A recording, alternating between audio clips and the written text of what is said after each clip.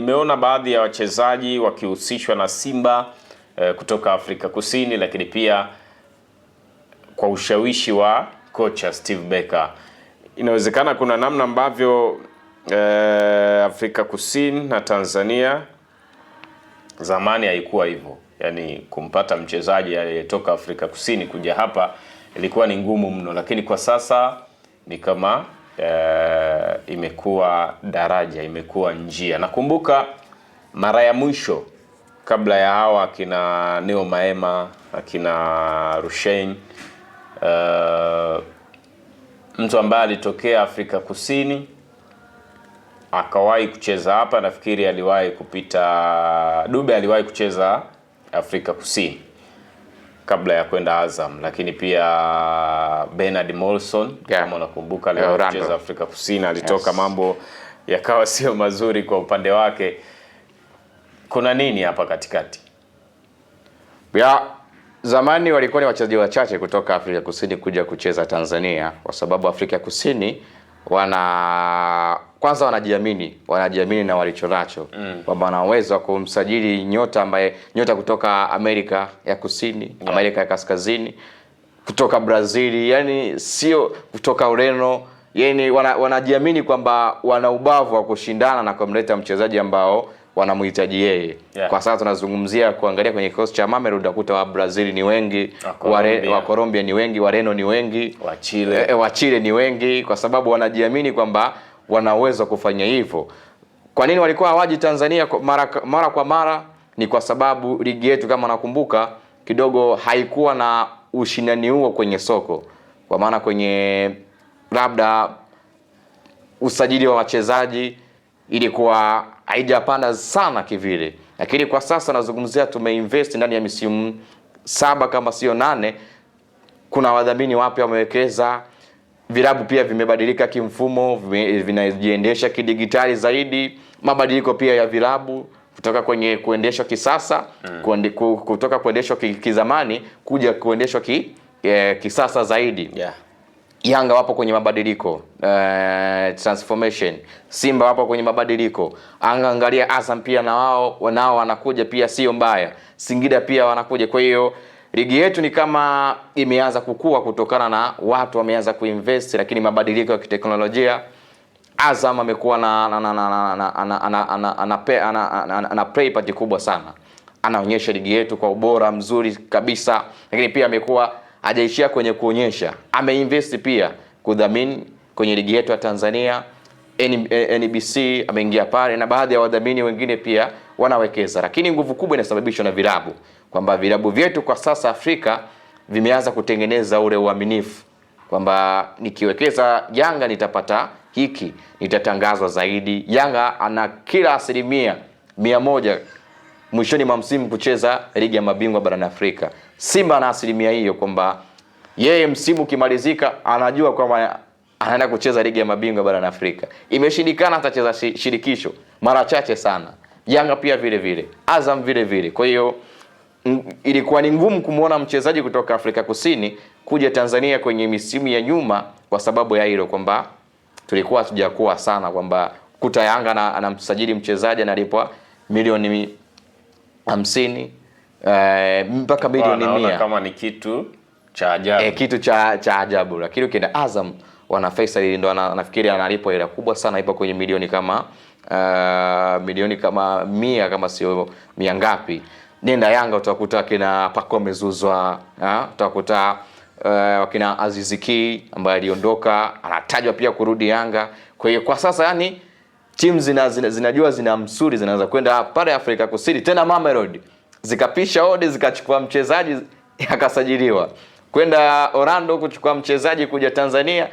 Timu za hapa Tanzania zinajikubali kwa hilo kwa kwenye misimu ya hivi karibuni. Kwa hiyo utofauti umekuwa ni huo. Ndio maana kwa sasa ni kama ligi ya Tanzania ama vilabu hivi vikubwa vya Tanzania vimeanza kuhama makazi. Tumekuwa tumezoea kwenda Rwanda mara chache, Kenya mara chache, Kongo misimu mingi ama misimu kadhaa ligi ya Tanzania ilikuwa inalishwa na wachezaji wengi kutoka DR Congo ama kutoka taifa la Kongo.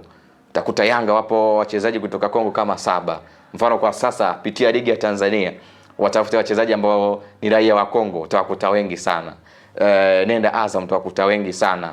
Kwa hiyo kwa Afrika Kusini ilikuwa ni shida kidogo, lakini kwa sasa wana uwezo. Tumeona pia kina Rushain, japo amekuja kwa mkopo, lakini Simba amembakisha, wanamhitaji.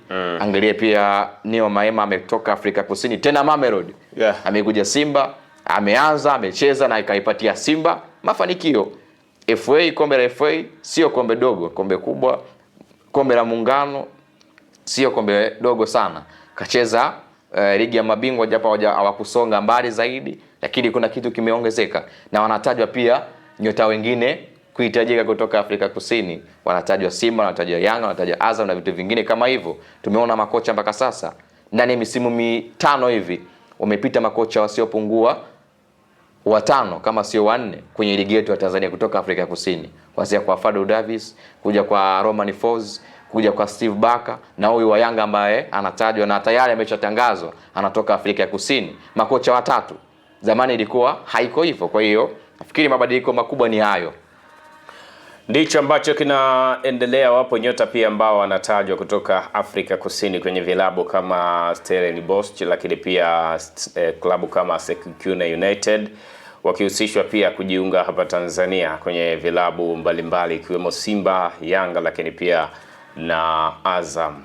Ni tetesi bado zikiwa official, pia tutazidi kukufahamisha hapa kupitia Sports 24 ya TBR 24 Media. Bado tunayo mengi ya kukujuza, na tetesi za usajili ndizo ambazo zimetamalaki kweli kweli. Taarifa ilionayo nyingine ni kuhusiana na taarifa kutoka kwenye uongozi wa Singida Black Stars. Bana, jana kuna sehemu nilikuwa nafuatilia, wanasema wamepokea ofa 6 kutoka vilabu tofauti ikiwemo vilabu vya hapa Tanzania, lakini pia hata nje ya Tanzania kumuhitaji Mosi Ndumumwe ambaye ndiye top scorer wa ligi kuu ya soka Tanzania bara msimu 2025-26. Hao ni Singida Black Stars. Bado wanazisikilizia ofa 6, itakayotiki watapita nayo, hawana shida na kung'ang'ania mchezaji. Kuna namna ambavyo hili jambo huwa linawaathiri, natamani tuzungumzie kwenye hiyo engo ya ni kama hawana msimamo au hawana malengo. Yani labda lengo lao ni tuzalishe, tupate, tuachie. Kwenye timu kuna timu ambayo yenyewe inachukua, inaleta. Sasa kuna timu nyingine inatoa ama inamkuza mchezaji alafu inamtoa. Kwa Simba na Yanga hawana issue ya kukuza mchezaji. Wao issue yao ni kuchukua mchezaji aliye bora, watamleta kwenye timu yao. Labda pale ambapo timu kubwa itamhitaji na wataona kwamba wakimwachia watapata mzigo mrefu, ndo anafanya hivyo, kama kina Zizikia, kina Mayele hivyo. Lakini kwa Singida, sijui Singida labda wapo kwa ajili ya malengo yao kwamba ni kumkuza mchezaji na kuuza, wapo sahihi. Lakini kama wana malengo makubwa ama maono yao ni makubwa kuifanya Singida iwe timu ya ushindani, sio tu Tanzania, Afrika Mashariki na Kati, inabidi wawe na msimamo kwamba sisi tuna mchezaji mzuri. Tunaye Mosi Ndumumwe. Yes. Amekuwa top scorer wa ligi ya Tanzania. Kafunga mabao 20 na ngapi? Ndani ya muda mfupi. Ndani ya muda mfupi, kaja dirisha dogo. Performance kubwa sana. Msimu ujao tunaenda kucheza kombe la shirikisho. Kule shirikisho nakuta timu ambazo zina experience kwanza ya kucheza hayo mashindano. Zina wachezaji ambao na wao pia wana experience, wanajua mazuri, ubora. Wana ubora na wanajua mazuri ya kucheza kombe la shirikisho. Sasa inapotokea Singida, ili ujitangaze, sio tu kujitangaza Tanzania, jitangaze nje. Ndio maana wanasema kujitangaza kwamba wewe ni mwamba, usijitangazie kwako nyumbani kwako, jitangaze nje, toka ili watu wakuone. Toka ili watu wakuone. Kwa hiyo Singida ili watoke lazima wawe na ile power ya kusema sisi hiki ni cha kwetu, tutabaki nacho. Bila kuangalia msimu ujao atakuwaje, itakuwaje. Inawezekana ukaangalia mfukoni zaidi, lakini msimu ujao ukahangaika. Sahihi. Sababu hata kama ukifanya usajili, imani yangu ni kwamba utakuja kuanza kwa upya. Utaanza kwa upya kwa hata hawa kina Mosi wenyewe hawakuja hivi wanakuwa bora. Alafu hakutegemea, hakuna aliyetegemea kwamba anaanza kaja. Kashifu. Walikuja lakini kuendelea kadri muda ulivyokuwa unasogea wanabadilisha ubora. Kwa hiyo kila siku ukiwa unafanya hivyo unaanza kwa upya, kila wewe kuanza ni kuanza kwa upya. Nafikiri ni kama namna upige kama wanakosea. Yaani kama unapiga hatua kurudi nyuma kuliko kusonga mbele. Sahi. Mfano unamkumbuka Jonathan Soa. Ilikuwa hivi. Alikuja kwa muda mfupi kama Moss. Yaani kama Moss ilivyo. Dirisha dogo akafunga mabao mengi. Kubwa wakamwacha. Baada ya kumwacha walimgawa. Wakamgawa. Baada ya kumgawa yuko wapi sasa hivi? Nani sasa? Achana na yeye aliyeenda, walimpata nani mwingine? Baada ya hapo aliyeweza kuyafunga kama hayo. Mpaka ilichukua muda mpaka dirisha dogo kumleta Moss. Kwa hiyo Moss ambaye pia sio mshambuliaji. Kwa hiyo anatokea pembeni. Kwa hiyo wakati mwingine Singida kama wanahitaji kuwa bora na kuendelea kujitangaza, inabidi wakubali kwamba walivyonavyo ni vya kwao, sio vya wengine. Yaani usishangae Moss Nduumu akatajwa Yanga au Simba, alafu ukamwona huko. Yaani huwezi kushangaa kwa sababu Singida imekuwa hivyo. Hizo ofa 6 ambazo amezitaja Hussein Masanza zipo za hapa na za Tanzania, lakini zipo za nje. Sasa kwenye hapa mwenyewe unaweza ukatafakari ukaona nani anaweza akabato pale. Kwa sababu ile ni ofa, yule ana mkataba. Mpaka uvunje mkataba wake, ukubaliane na klabu, alafu deni mambo mengine yaendelee. Sasa kama sio Simba, sio Azam, sio Yanga, nani wa kubato pale? KMC ataenda kubato pale? Hawezi kubato. Ni jambo ambalo unalitazama. Na kama ulivyosema wamekuwa wepesi. Yaani unaweza kutumia huo mfumo kwamba wamekuwa wepesi, yani sio wagumu sana. Yaani kama vya kwao vikubali yani. Yaani wewe ukija ni chapu tu, yani hawana ugumu yani kwenye hilo jambo. Bwana, ni taarifa hiyo ya Moss Ndumumwe. Kama watakubaliana na ofa za hapa nyumbani, basi tutamshuhudia kwenye timu yoyote ile ambayo itakuwa inamhitaji, kwa sababu hawakuweka wazi ni timu gani. Lakini pia kama itakuwa ni nje, basi tutaona pia. Lakini taarifa nyingine za usajili ikiwa na kudokeza ni kwamba mshambuliaji wa Geita Gold Maulid Shabani ambaye alifunga magoli 18 yakilingana na Aubrey Chilwa wamefanikiwa kumwongezea mkataba ili aendelee kusalia pale Geita Gold kuelekea msimu ujao wa ligi kuu baada ya Geita kupanda daraja. Kwa hiyo wanazidi kuimarisha ili mambo yawe mazuri kabisa. Lakini taarifa za TRA kuhusishwa na wachezaji mbalimbali pia zinaendelea na inawezekana zikawa zinaelekea kutiki zaidi. Idi Salmini Hoza, lakini pia Geoffrey Balugu Manyasi pamoja na nani mwingine, Grayson Gerard Gwalala, wote wanatajwa katika kikosi cha TRA United. Kwa hiyo mambo ndivyo ambavyo. Nimeona taarifa pia ya James Akaminko kwamba amemaliza mkataba na Azam naye, na kwa taarifa ni kwamba Florent Ibenge ana nia ya kuendelea naye.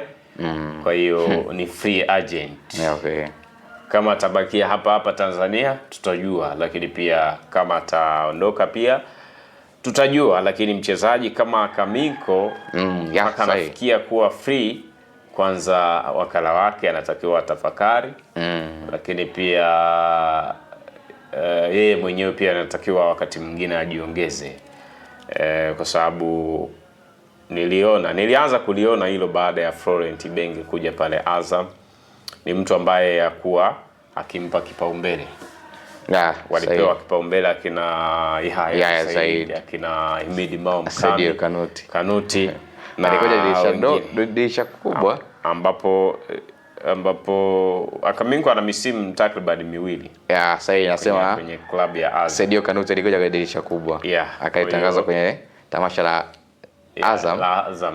Kwa hiyo ipo namna hiyo. Kama hatabakia hapa Tanzania, kwa sababu pia kuna timu zinatajwa kumuhitaji, tutajua. Hapo ni swala la signing fee pamoja na mshahara, basi tunachukua kitu bure kabisa. Ndivyo ambavyo ilivyo, na kwa muda huu uliosalia tuelekee